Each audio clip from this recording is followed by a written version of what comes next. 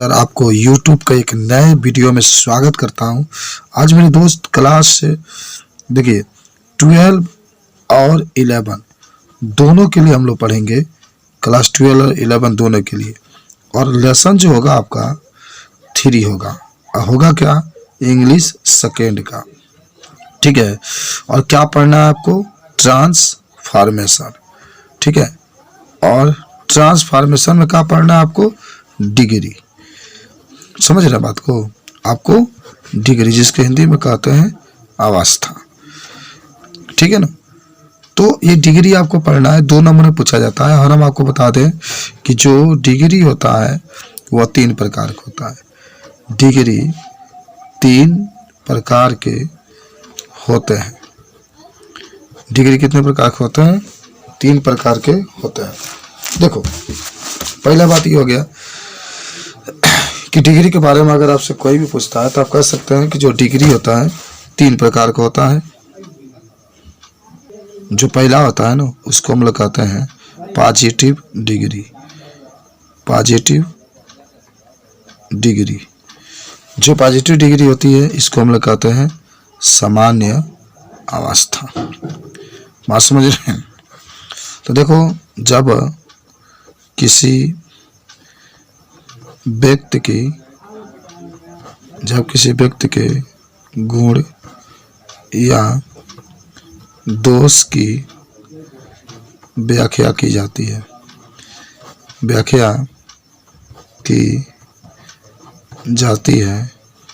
तो वह positive degree में कहलाता है। तो पॉजिटिव डिग्री में कहलाता है, यानी जब कोई भी व्यक्ति होगा उसकी गुण या दोष की व्याख्या उस वाक्य में की जाती है तो वह पॉजिटिव डिग्री में कहलाता है। अच्छा, पहचान आप कैसे करेंगे कि वह वाक्य पॉजिटिव डिग्री में है। जैसे एज आ गया, बात समझ रहे हैं, या एज या सो एज आ गया, तो ये माने महत्वपूर्ण रूप से पहचान होती है कि वो वाक्य किस डिग्री में है। अच्छा, तो देख लेते हैं पहला उदाहरण कुछ देख लेते हैं। एग्जाम्पल कह दिया कि Ram is as good as Shyam. समझ गए, Ram is good as Shyam. तो एज और एज आ रहा है। देखिए हाई आपका सब्जेक्ट है, थोड़ा मैं समझा देता हूँ। सब्जेक्ट है, हाई हेल्पिंग वर्ब है। समझ रहे हैं, ये तो पहचान है। हाई आपका एडजेक्टिव है और ये क्या है, ऑब्जेक्ट कहिए चाहे नाउन कहिए, जो आपकी इच्छा। दूसरा, Sita is as beautiful as Gita. तो ये भी बात आपकी है, इस तरीके से भी आप बता सकते हैं। तो ये था पॉजिटिव डिग्री। अच्छा, अब आता है सेकेंड नंबर जो इसका आता है, जिसको हम लोग कहते हैं कंपैरेटिव डिग्री। कंपैरेटिव डिग्री, जिसकी हिंदी में कहते हैं तुलनात्मक अवस्था इसको कहा जाता है। अच्छा, इसमें क्या होती है ना, जब 2 व्यक्तियों के बीच में तुलना की जाती है।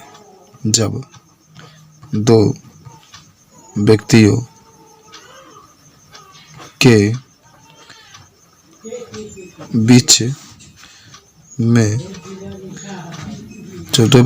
बीच में तुलना की जाती है तो वह कंपैरेटिव डिग्री में कहलाती है। कंपैरेटिव डिग्री में कहलाती है। अब समझिए, जब 2 व्यक्तियों के बीच में तुलना की जाती है तो जो वाक्य होता है वह कंपैरेटिव डिग्री में कहलाता है। इसकी पहचान होती है ना, कोई पूछता है कि पहचान क्या होती है, तो पहला है कि एडजेक्टिव होगा उसमें ER लगा होगा, फर्स्ट पहचान। दूसरा होता है कि एडजेक्टिव के बाद जैसे ER आपका लग रहा है, इसमें देन अवश्य आता है। जो देन है देख रहे हैं ना, ये देन आपका अवश्य आता है। इसकी पहचान होती है। ठीक है। जैसे आपसे किसी ने कहा यहाँ पर कि जैसे दो वाक्य को आपको एक साथ लिख रहा है, जैसे कह दिया कि राम वाज, उदाहरण आपको बता रहे हैं, एग्जाम्पल समझ, Ram was braver than Ravan, ठीक है। दूसरा आ गया सीता इज मोर ब्यूटीफुल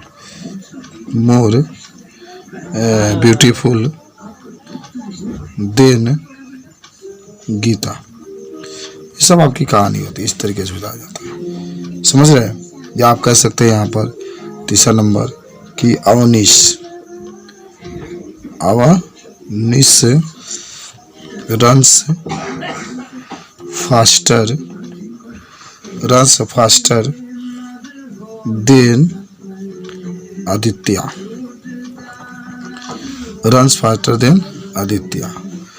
चार नंबर आता है हम लोग कि सुरेश रन फास्टर देना, सुरेश इज ग्रेटर देन